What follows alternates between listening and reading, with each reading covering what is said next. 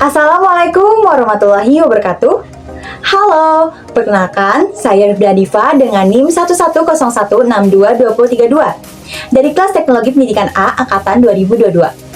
Di video sebelumnya kita sudah bahas mengenai esensi dari organisasi belajar. Nah, pada kesempatan kali ini kita akan bahas mengenai aspek yang mendorong pentingnya sebuah organisasi sebagai organisasi belajar. Berdasarkan buku Building the Learning Organization karyanya Michael McCord, pada chapter 1 mengenai The Emerging Needs for Learning Organization, terdapat 8 aspek yang mempengaruhi pentingnya suatu organisasi menjadi satu organisasi belajar. Namun, kali ini kita akan bahas lebih dalam mengenai salah satu aspeknya. Aspek tersebut yaitu munculnya pengetahuan dan pembelajaran sebagai aset utama organisasi. Sebenarnya, apa sih pengetahuan dan pembelajaran itu dalam organisasi? Dan bagaimana ya sebuah organisasi dapat mengelola pengetahuan tersebut? Pengetahuan kini menjadi faktor yang paling penting untuk keberhasilan suatu organisasi.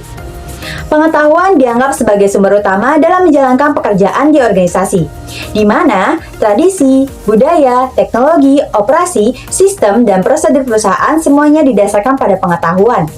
Pengetahuan diperlukan untuk meningkatkan kemampuan karyawan dalam mengembangkan dan menerapkan perbaikan, sehingga bisa memberikan pelayanan berkualitas kepada klien dan juga konsumen.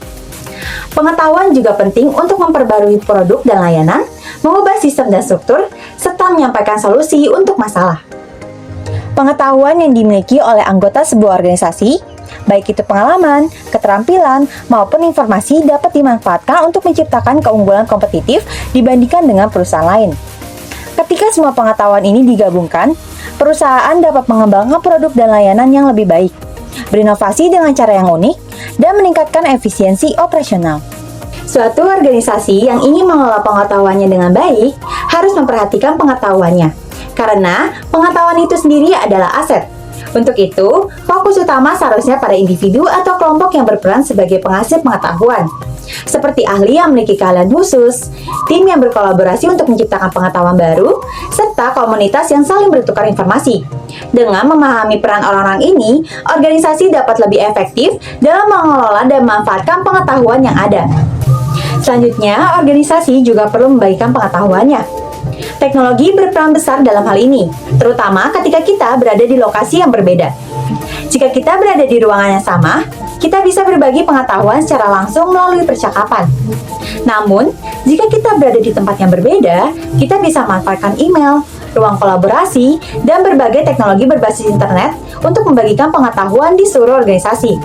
Selain membagikan, proses manajemen pengetahuan bisa dilakukan dengan menciptakan, menyimpan, dan menerapkan pengetahuan. Selain pengetahuan, pembelajaran juga merupakan aset penting bagi suatu organisasi. Dalam dunia kerja saat ini, yang berbasis pada pengetahuan dan inovasi, pekerjaan dan pembelajaran tidak terpisahkan. Saat kita bekerja, kita akan secara otomatis belajar dan terus-menerus mengembangkan keterampilan agar bisa bekerja dengan efektif. Pembelajaran kini menjadi bagian penting dari kehidupan dan bukan hanya aktivitas sekali saja, melainkan proses yang berlangsung sepanjang hayat. Nah, setelah kita mengetahui mengenai pengetahuan dan pembelajaran serta cara mengelola pengetahuan di suatu organisasi, selanjutnya saya akan memberikan satu contoh terkait aspek tersebut pada PT Telkom Indonesia Tbk. Sebagai perusahaan BUMN telekomunikasi digital, PT Telkom Indonesia Tbk meyakini bahwa sumber daya manusia merupakan aspek krusial dalam menyukseskan langkah transformasi perusahaan, sekaligus memastikan pertumbuhan yang berkelanjutan. Demi mendorong hal tersebut, Telkom secara kontinu terus menerapkan berbagai program serta aktivitas belajar dan inovasi bagi seluruh karyawan, baik hard skill maupun soft skill. Untuk itu, dalam rangka memperkuat budaya belajar serta meningkatkan kompetensi dan kapabilitas karyawan, Telkom menjalankan program Knowledge Power Up. Knowledge Power Up merupakan program belajar bagi karyawan dengan memanfaatkan platform belajar daring yang disediakan perusahaan, seperti MyDigiLearn, platform belajar internal perusahaan berbasis AI yang memiliki berbagai topik dan keterampilan, serta Coursera dan LinkedIn Learning, platform eksternal yang melengkapi Knowledge Repository yang dapat diakses oleh karyawan.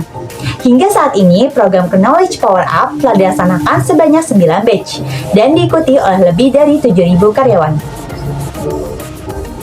Direktur Human Capital Management Telkom, Afriwandi, menyatakan bahwa investasi dalam human capital adalah kunci untuk mencapai pertumbuhan perusahaan yang berkelanjutan.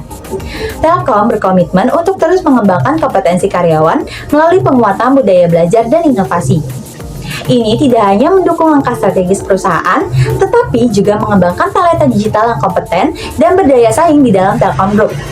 Upaya ini sejalan dengan penerapan nilai-nilai inti akhlak dan prinsip kesejahteraan intelektual yang telah dijalankan oleh PT Telkom. Saat ini, Telkom mengimplementasikan program Knowledge Power Up bagi karyawan dengan mengoptimalkan platform LinkedIn Learning. Hal ini sejalan dengan partisipasi perusahaan dalam rangkaian kegiatan BUMN Learning Festival 2024 yang belum lama ini diluncurkan Kementerian Badan Usaha Milik Negara bersama dengan Forum Human Capital Indonesia dan BUMN School of Excellence. Telkom turut serta dalam serangkaian kegiatan gelaran tersebut, mulai dari Self Learning Initiative, Learning Roadshow, dan Learning Festival Rush. Telkom juga berkomitmen untuk menyukseskan BUMN Learning Festival 2024 karena ini menjadi momentum yang sangat baik dalam mendorong karyawan agar terus belajar dan mengembangkan dirinya.